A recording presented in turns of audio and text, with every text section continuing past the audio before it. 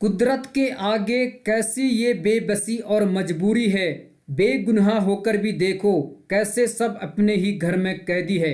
नमस्कार दोस्तों, आज की इस वीडियो में हम डिस्कस करेंगे 7 फरवरी 2021 को जनपद चमोली के विकासखंड जोशीमठ के अंतर्गत तपोवन रैणी में जो प्राकृतिक आपदा आई थी और उसकी वजह से जो वहाँ पर जनहानि हुई, इससे संबंधित कई महत्वपूर्ण तथ्यों पर डिस्कस करेंगे और जानेंगे धौलीगंगा, ऋषिगंगा, अलकनंदा से संबंधित कुछ महत्वपूर्ण परीक्षा उपयोगी फैक्ट्स के बारे में। यह वीडियो आपके लिए काफ़ी इंपॉर्टेंट सिद्ध होने वाली है। यहाँ से प्रश्न बनने की संभावना बनी रहेगी। तो आइए शुरू करते हैं आज की इस वीडियो को।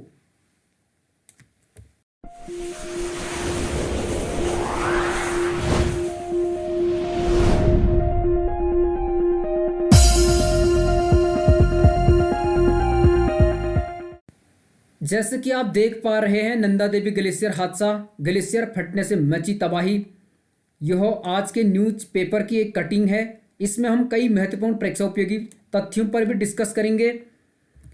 सबसे पहले जानते हैं 7 फरवरी 2021 को चमोली जिले के जोशीमठ विकास खंड के अंतर्गत तपोवन रैणी गांव में नंदा देवी ग्लेशियर के टूटने से हिमस्खलन हुआ। तो यह घटना 7 फरवरी 2021 की है। इस डेट को आप याद रख लीजिए, यह परीक्षा उपयोगी हो सकती है। आगे जानते हैं इसके बारे में कुछ महत्वपूर्ण तथ्यों पर विस्तार से डिस्कस करते हैं। ग्लेशियर टूटने से पश्चिमी धौलीगंगा, ऋषिगंगा तथा अलकनंदा नदियों में बाढ़ आई, जिससे आसपास के इलाकों में भारी तबाही हुई। तो यहाँ पर बता देना चाहता हूँ, एक है पूर्वी धौलीगंगा, एक है पश्चिमी धौलीगंगा। अभी पूर्वी धौलीगंगा के बारे में भी डिस्कस करेंगे। तो जो कल का हादसा था यानी 7 फरवरी का, उसमें पश्चिमी धौलीगंगा, ऋषिगंगा और अलकनंदा नदी में बाढ़ की स्थिति हो गई थी और आसपास के इलाकों में इससे काफ़ी नुकसान हुआ। इसमें जन धन की हानि हुई और लगभग कहा जा रहा है कि 4000 करोड़ रुपए का नुकसान इसकी वजह से पहुंचा है। इससे एनटीपीसी के तपोवन विष्णुगाड़ जल विद्युत प्रोजेक्ट और ऋषिगंगा जल विद्युत प्रोजेक्ट को भारी नुकसान हुआ। तो इस हादसे से एनटीपीसी और ऋषिगंगा हाइड्रो प्रोजेक्ट को काफ़ी नुकसान हुआ है। पश्चिमी धौलीगंगा का उद्गम, यहाँ से काफ़ी प्रश्न बनने की संभावना रहेगी। वेस्ट धौलीगंगा का उद्गम नीति घाटी में स्थित धौलागिरी के कुंदगुल श्रेणी के देवबन ग्लेशियर है। तो ये आप ध्यान में रख लीजिए कि जो पश्चिमी धौलीगंगा है उसका उद्गम स्थल नीति घाटी में स्थित धौलागिरी के कुंदगुल श्रेणी के अंतर्गत देवबन ग्लेशियर है। ये आप ध्यान में रख सकते हैं। वहाँ पर एक नीति और एक माणा, दो घाटी हैं। माणा बद्रीनाथ की तरफ पड़ता है और नीति बद्रीनाथ से हटकर है। नीति घाटी से आगे रिमखिम बॉर्डर भी है, जहाँ से भारत चाइना के साथ अपनी बाउंड्री को शेयर करता है। आगे बढ़ते हैं। ये प्रश्न यहाँ पर आप इसको ध्यान में रख लीजिए, पूछा जा सकता है। पश्चिमी धौलीगंगा की लंबाई है 94 किलोमीटर, 94 किलोमीटर है। यह देवबन हिमनद से विष्णु प्रयाग तक है। तो धौलीगंगा की लंबाई 94 किलोमीटर, देवबन हिमनद से विष्णु प्रयाग तक है। पश्चिमी धौलीगंगा की सहायक नदियों की बात करें तो ऋषिगंगा, गणेश गंगा, कियोगाड़ और गिरथी, ये पश्चिमी धौलीगंगा की सहायक नदियां हैं। ऋषिगंगा, गणेश गंगा, कियोगाड़ और गिरथी। तो इन्हें भी आप ध्यान में रख लीजिए।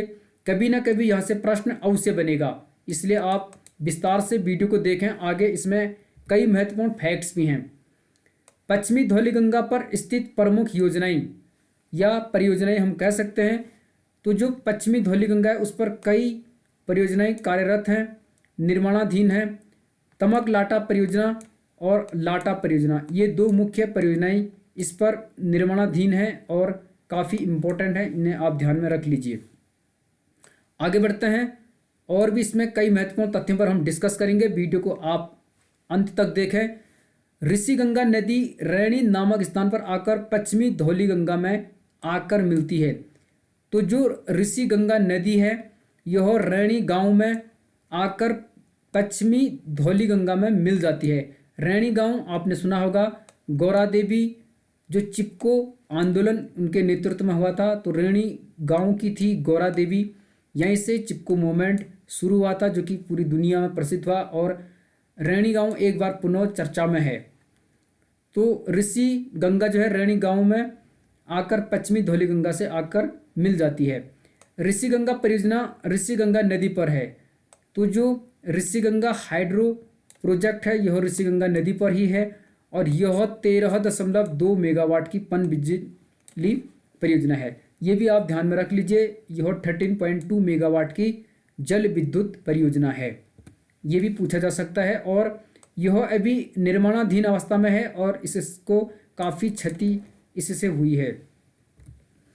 आगे देखते हैं, तपोवन से बहती हुई पश्चिमी धौलीगंगा जोशीमठ के पास विष्णुप्रयाग नामक स्थान पर अलकनंदा नदी में मिल जाती है।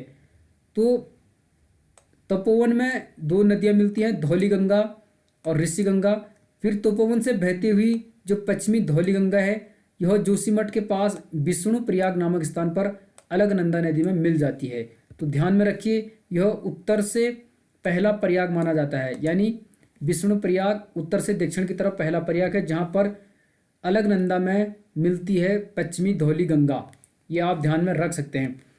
और यहाँ पर एक न्यूज पेपर की कटिंग मैंने डाली हुई है कि एक समिति बनी थी, डॉक्टर रवि चोपड़ा समिति, जो 2014 में बनी थी, 2013 की आपदा के बाद। तो इसने उत्तराखंड सरकार को अपने सुझाव दिए थे, चेता दिया था, और अलकनंदा व भागीरथी नदी घाटी में 23 जल विद्युत परियोजनाओं को बंद करने की सिफारिश इसने की थी। लेकिन सरकार ने इस कमेटी की सिफारिशों पर कोई ध्यान नहीं दिया, और इसका परिणाम यह हुआ कि इतना बड़ा जन हादसा कल आपको देखने को मिला, जिससे कि काफ़ी जन धन की हानि हुई है। आगे डिस्कस करते हैं पूर्वी धौलीगंगा। अभी हमने पश्चिमी धौलीगंगा के बारे में डिस्कस किया, पूर्वी धौलीगंगा के बारे में भी जानना जरूरी है। यह लिस्सर एवं दारमा नदियों के मिलने से बनती है।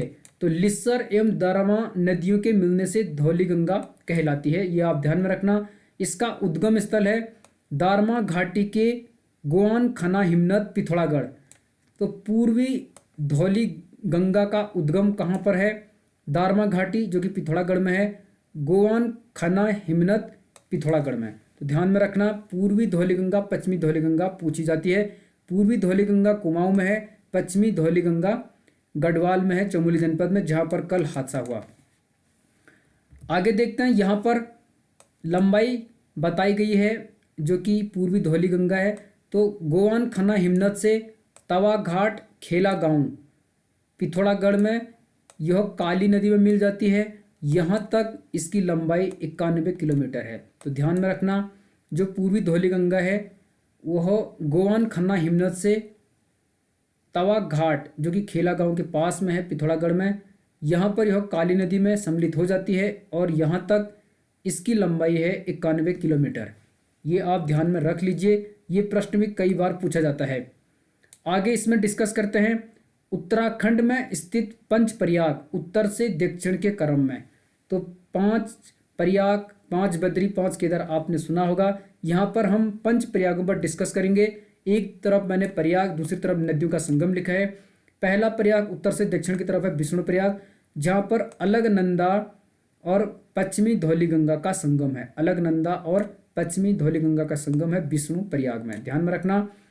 दूसरा प्रयाग है नंद प्रयाग, यहाँ पर अलकनंदा में मिलती है नंदाकिनी।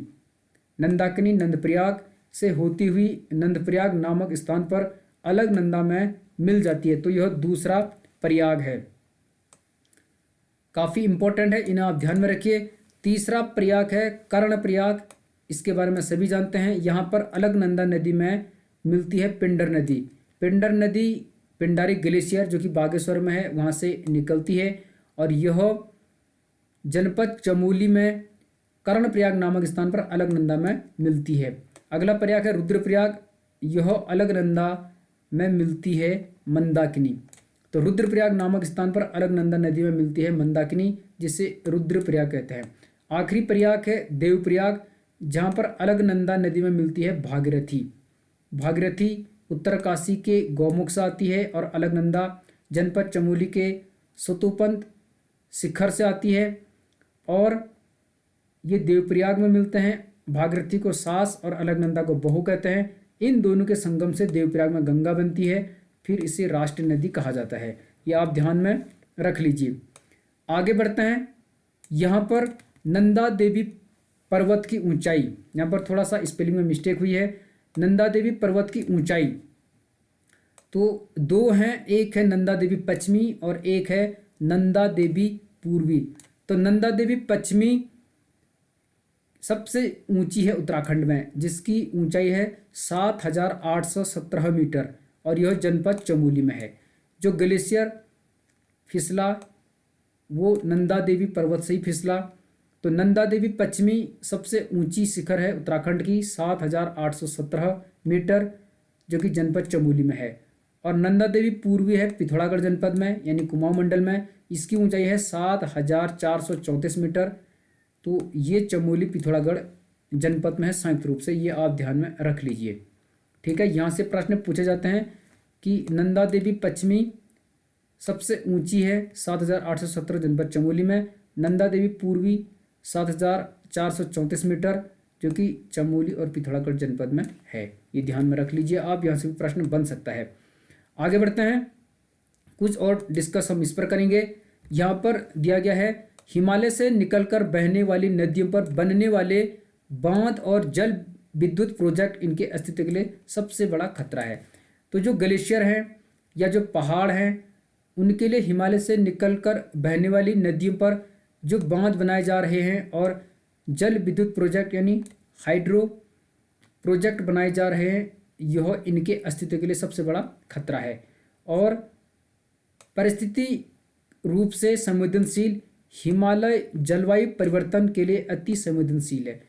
तो पारिस्थितिकी रूप से भी हिमालय जलवायु परिवर्तन के लिए अति संवेदनशील है। यह एक नवीन पर्वत है और अभी कहा जाता है कि यह निर्माण अवस्था में है, क्योंकि तेथिस सागर के टूटने से यह बना है। तो इसमें भारी भूकंप या भूस्खलन इनको सहने की क्षमता ज़्यादा नहीं है। तो ये आप ध्यान में रखिए। ग्लेशियरों पर बनी समिति की सिफारिशें ठंडे बस्ते में, जैसे कि मैं ऊपर बना चुका हूँ कि विशेषज्ञ समिति ने 7 दिसंबर 2006 को कई सिफारिशें की थी।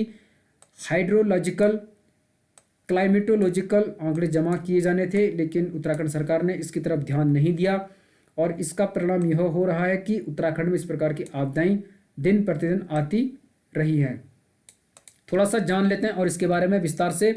यहाँ पर दिया गया है प्रदेश सरकार द्वारा ग्लेशियरों को लेकर गठित विशेषज्ञ समिति ने 7 दिसंबर 2006 को कई तात्कालिक और दीर्घकालिक सिफारिशें की थी तथा ग्लेशियरों के पीछे खिसकने के हाइड्रोलॉजिकल और क्लाइमेटोलॉजिकल आंकड़े जमा किए जाने की बात कही थी। तो ये आप ध्यान में रख लीजिए।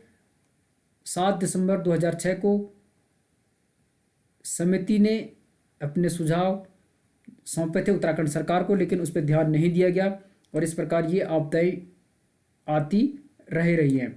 केदारनाथ आपदा आप जानते हैं, उसके बाद ये वाली आपदा काफ़ी भयानक उत्तराखंड में आई है। इन आंकड़ों के आधार पर आने वाली बाढ़ व ग्लेशियरों से बहाव की जो मॉनिटरिंग थी वह की जाने की सिफारिश में की गई थी। तो जो उस कमेटी ने अपने सुझाव दिए थे उसमें ग्लेशियर से पानी के बहाव की मॉनिटरिंग की बात कही गई थी, लेकिन अभी तक उस पर ध्यान नहीं दिया गया। आगे देखते हैं, चिपको की धरती में आम लोगों की बात नहीं सुनी। तो चिपको की धरती यानी रैणी गांव, जहां से चिपको मूवमेंट शुरू हुआ था, तो कल यहीं पर यह आपदा आई और ये भी कहा जा रहा था कि आज अध्ययन को जाएंगी वाडिया की 2 टीम। तो वाडिया हिमालयन इंस्टीट्यूट जो कि देहरादून में है, इसकी 2 टीमें यहाँ पर जाएंगी और इस पर स्टडी करेंगी कि वास्तव में ये क्यों हुआ। ग्लेशियर का कोई टुकड़ा टूटने से आपदा की आशंका ये हिमालयन इंस्टीट्यूट ने बताई है और इसके बारे में अभी काफ़ी शोध कार्य किए जाएंगे, फिर पता लगेगा कि वास्तव में क्या फॉल्ट इसमें था, क्यों यह घटना हुई थी। आगे यहाँ पर बताया गया है डॉक्टर रवि चोपड़ा कमेटी जो कि 2014 में बनी थी। तो 2013 की आपदा के बाद इस कमेटी का गठन हुआ। इसने अलकनंदा व भागीरथी नदी घाटी में 23 जल विद्युत परियोजनाओं को बंद करने की सिफारिश की थी, लेकिन अभी तक ये नहीं हुआ। और इसने यह भी कहा था कि पहाड़ी क्षेत्र में 2 मेगावाट से बड़ी जल विद्युत परियोजनाएं नहीं बननी चाहिए।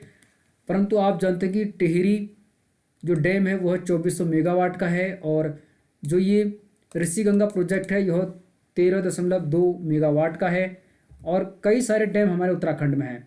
2019 में भारत, भूटान, नेपाल व चीन के ग्लेशियरों के उपग्रह अवलोकन से जुड़ा अध्ययन प्रकाशित किया गया था, और 40 वर्षों तक किए गए उपग्रह अवलोकन यानी सैटेलाइट ऑब्जर्वेशन में हिमालय के ग्लेशियरों के पिघलने के लिए जलवायु परिवर्तन को जिम्मेदार माना गया।